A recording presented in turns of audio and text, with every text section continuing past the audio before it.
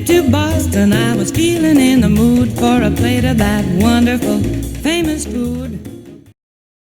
Welcome back to The Place of Places, a chapter-by-chapter analysis of William Saroyan's 1972 memoir, Places Where I've Done Time. Today, we check into the Ritz Hotel, Boston, October 1939. Saroyan begins this chapter by explaining that after he left Dublin in July, he sailed to New York and took a train to San Francisco.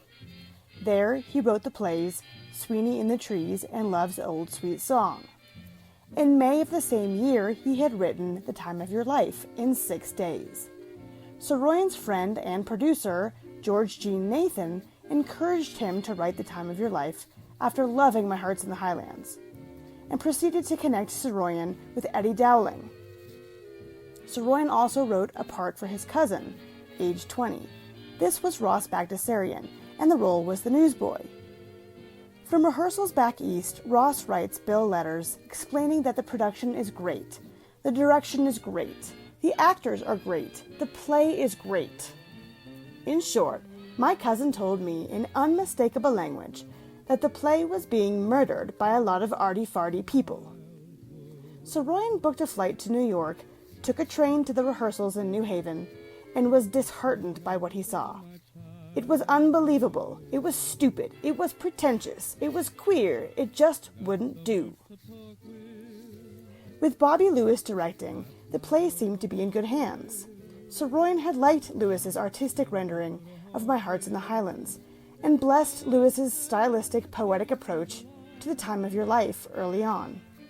However, the play bombed at tryouts in New Haven. Thornton Wilder was said to have approached Eddie Dowling saying, quote, "This thing has great beauty. It needs direction, Eddie, and it needs a new production, and it needs several new members of the cast."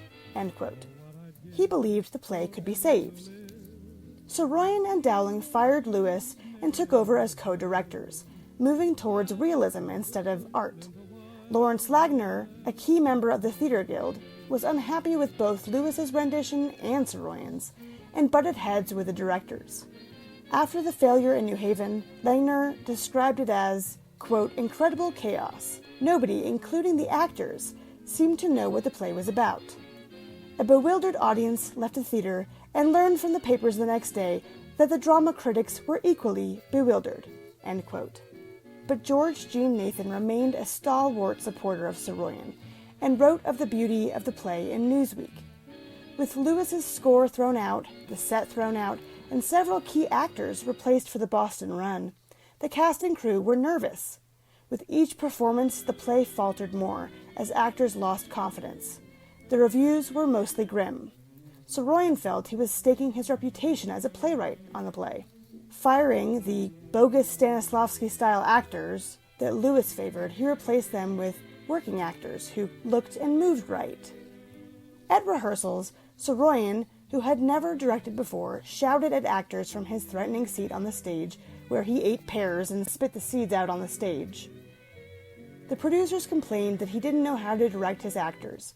They expected Saroyan's takeover to ruin the play entirely, and were readying a backup premiere for their subscribers in New York.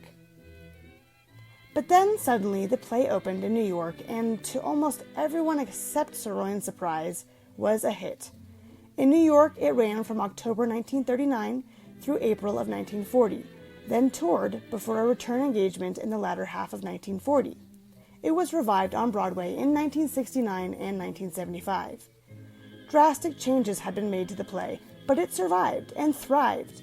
Dowling and the Theatre Guild teamed up with Saroyan again for Love's Old Sweet Song, but the magic wouldn't be repeated twice. As discussed in the last chapter, 1939 was Saroyan's miracle year, but it didn't come easily. With all of his works, he insisted on having a certain amount of creative control. This created a problem for many producers whose job it was to pick the right people to manage their productions. In this case, Saroyan got away with taking over. In the case of MGM's The Human Comedy film, which he wanted to direct, he didn't succeed and was forever bitter about it. Saroyan's vision for his work was clear, and it was beyond frustrating to him to see a different approach to his creations. The auteur personality is notoriously a difficult one on Broadway and in Hollywood, and makes many powerful enemies.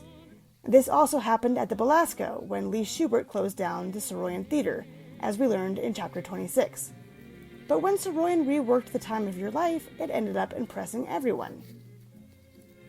Backstage one evening came a famous American playwright, Philip Barry, author of Here Come the Clowns.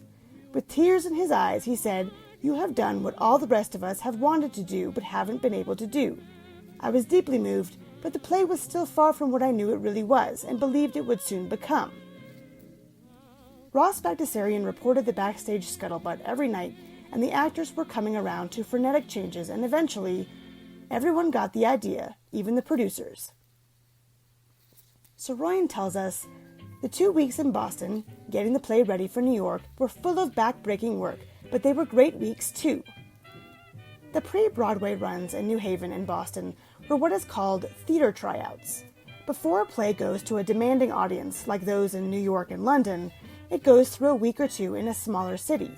There, the director and producers can work out any flaws, with a more forgiving audience. Boston and New Haven are popular tryout locations for Broadway. The theater in Boston, where he got to rework the play, was 4 or 5 blocks away from his hotel on Stewart Street, and though he doesn't name it, it was the Plymouth Theater, which opened in 1911. It had seating for 1,500 people and was known for its pre-Broadway openings. In 1957, it was converted into a movie theater and renamed the Gary Theater. The theater and hotel were also on the same street as the offices of Hyrenik, a periodical that very early on published Saroyan stories and that he would later partner with to develop the Armenian Review, to showcase Armenian artists. This isn't mentioned in this chapter, though. But where does the Ritz come into this? It doesn't seem particularly germane to the drama of the moment. In Boston, he stayed at the Ritz Hotel, which opened in 1927 and was the height of Bostonian snobbery at the time. Today, it's called the Newbury Boston. Many chapters in places where I've done time are named for the hotels he stayed at, even if the chapters are really about something else. But hotels meant something to him. As he wrote in the previous chapter, "Stopping at hotels in the big cities of the world is a joy to a new traveler, and I must not forget this, for it is one of the delights of the human experience. The hotel one stops at in a new city doesn't have to be the best in town by any means. It can even be one of the worst. But being there in that new city is a beautiful thing. Everything is new, everything is different, everything is ready and right. The old, shabby hotel is new to the traveler. The old furniture in his room is new to him. The old people that work in the hotel are new people, and different and astonishing." Hotels represented his travels and his ability to pay for travels. Sometimes others footed the bill, other times they didn't. Sometimes the hotels were divey, sometimes they were luxury. Looking back on them, they well represented progress and setbacks in his career and the era in which he lived, when huge new hotels were opening and closing within his lifetime. A large number of American hotels opened in the 1920s and 30s, and so he was often staying in them in their prime, which must have been a rare excitement. In this chapter, he also tells us that next door to the Ritz was a very famous fish restaurant to go with the fresh staging of the play. He doesn't name this, but it was likely the satellite location of Union Oyster House on Stewart Street. The original Union Oyster House on Union Street opened in 1826 and was a famous Boston landmark. This, too, was a sort of badge of his success. This chapter is about redemption, pride, and integrity. He always treasured the magic of that year, 1939. Let's put this on the Saroyan map and move on.